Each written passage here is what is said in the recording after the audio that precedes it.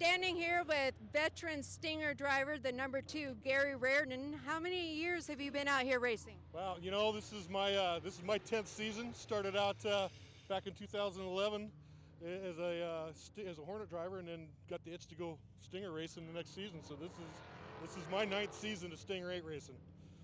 And what number did you qualify at tonight? I think I fell fifth or sixth place.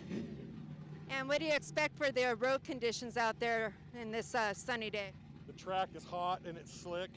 It's gonna probably cool down a little bit as the sun goes down, but I think the temperature of the racing is gonna go way up. Anything you'd like to say to the fans who can't be here to watch?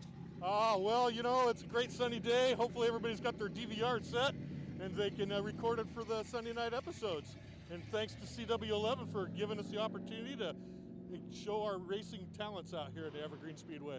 Thanks to Doug and Tracy Hobbs too for putting this on and you know, keeping it going for everybody out here. All right, thank you so much, Gary. Good luck tonight. Thank you. Have a great day.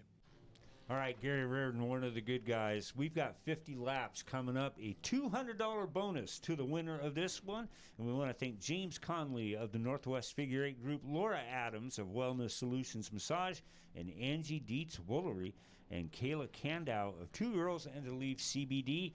And we're going to bring you the lineup right now. In the 78, starting off, is Michael Duncan, the 42K of Tayden Ireland, the 40 of Andrew Reinders, the 57 of Michaela Peterson, the 13A of Tyler Draper, the 19 of Talon Kohler, 31 is driven by Lucas Humphreys, and Michael Durbin in car number 3. In the 5th row, inside will be the 007 of Zach Bristol's been doing this a long, long time. Outside of Zach in the 2 car will be Gary Reardon. As you heard, he's been doing this 11 years. He will also have an in-car camera for us tonight. Inside of the next row will be the 43 of Damon Claiborne, also have an in-car camera. Outside the 04 of Jason Miller. And in the back row, the 7D of Dawson Cox. And our quick qualifier for the night, the 10 car of Cody Hoops. Cody is also going to have in-car cameras, so we'll have 3 in-car cameras, 50 laps. And as you said earlier, you're the Stinger 8 Buzz-In Steakhouse champion for 2020. So a little bit extra on the line, a little extra money on the line. Oh, yeah. And like I said, a little bit of bragging rights. Yeah, you're going to see 50 laps of a class. And we brought this up before.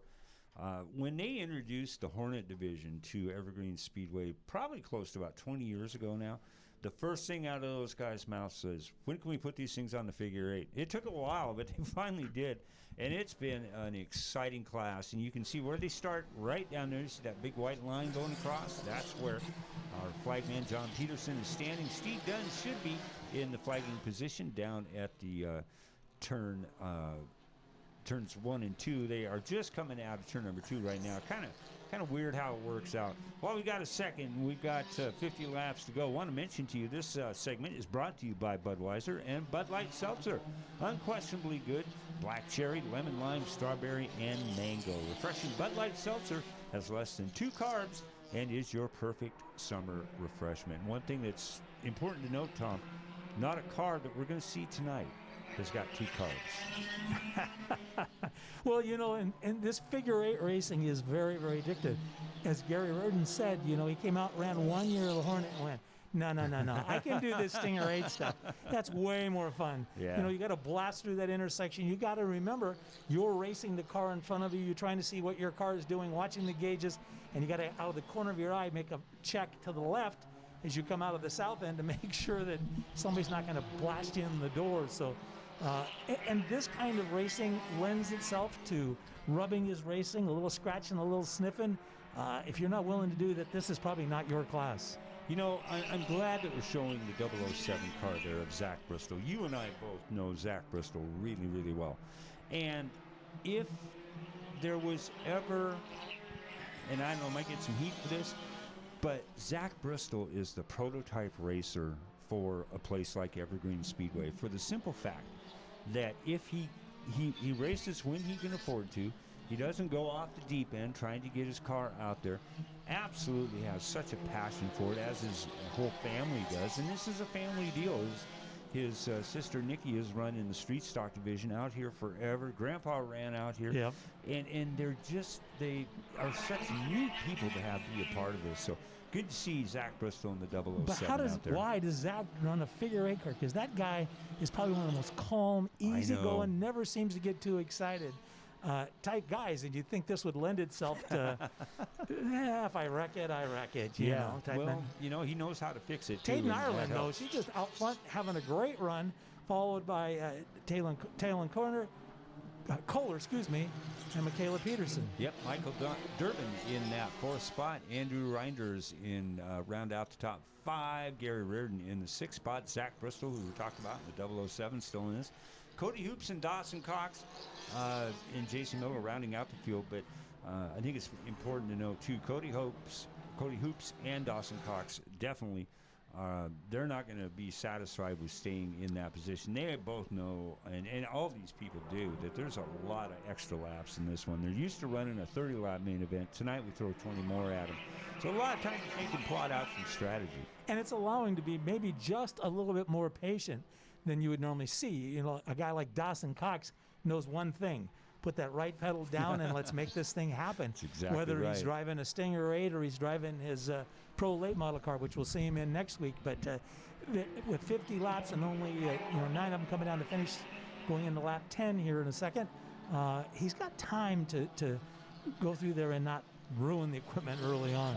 Look at Cody Hoops has dropped down as Jason Miller has gotten around Cody. Dawson Cox has moved up a spot or two, and Cody has gone backwards, but don't keep your eye on that 10 car, several-time champion in this division, along with the Hornets as well. So Cody Hoops, just a phenomenal kid. I really, really like dealing with him and had a chance to do a lot of winner circle interviews with Cody over the years. And great, there it is, the shot of shots. I'm just going to let you sit back and watch this. This is so cool.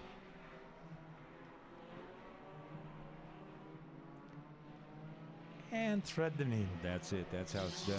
You can see him there right now going into turn number 1 and turn number 2 down on the bottom right-hand side of your screen. Now they're going to the north up into turn 3 as you see Talon Kohler in the 19 car making their way out of turn 4 across the line. 14 laps in out of 50.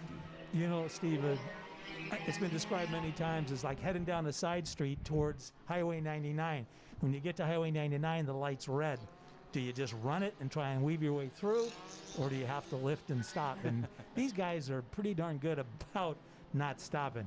Yeah, and to get back to your scenario about being on the street, sometimes they don't make that right choice. It'll only hurt for a while, It though. will.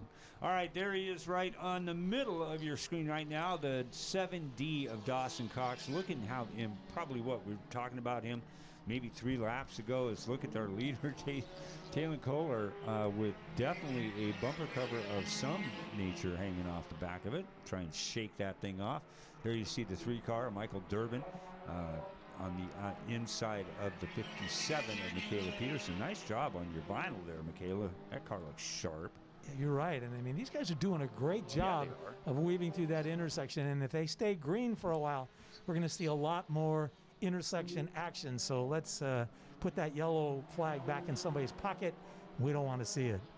There you see Dawson Cox making his way into that second spot. Talon Kohler in the 19 with the bumper cover dragging off the back of it. Now this is a point in the race where things are going to start to get a little bit dicey, as we're going to be seeing this in figure 8 action all night long. Part of the Buzz Inn Steakhouse Figure 8 Nationals. The Figure 8 Nationals, a event that has been on one of the cooler ones on the calendar at Evergreen Speedway each and every year. That was a great shot of Cody Hoops there in the 10 car and the 40 of Andrew Reiners as they're heading around the racetrack. Right there again, diving in very, very tight quarters. They're not asking for a lot of room, just enough to get through there, but some really good-looking cars. Like you say, there's the 10 of Hoops working all over Jason Miller in that car right in front of him, the 04. Boy, I'm love to know what's up with the number 2 of Gary Reardon. Trying to see if I see his car out there. He may have had to go back into the pits for something and try and keep an eye. You kind of see when they show that shot that they just showed.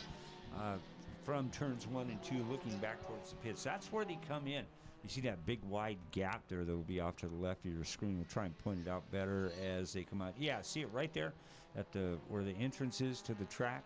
So we'll keep an eye on that, see if we can see what's up with the 2 of Gary Reardon. But we've got a good battle for the lead here as they come out of turn number 4 on lap 21. New leader, and that's the 7D of Dawson Cox. It's Cox followed by Kohler, Ireland, Durbin, Miller, Peterson, Hoops, Claiborne, Riders, and we're just starting to see. We're at that point where we're approaching close to halfway that you're going to have to start making those moves if you want to win this thing, because you can't let Cox get too far out there because he'll just stink up the deal.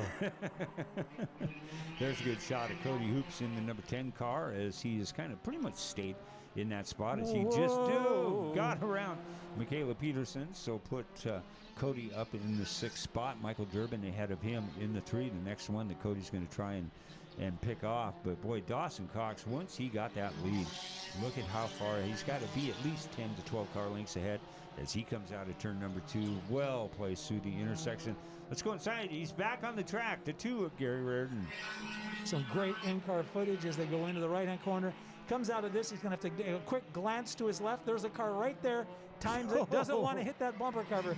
Now into a left-hand turn, the north end of the speedway, and when he comes out of that, he's going to have to remember to look the other look at that, our way. leader.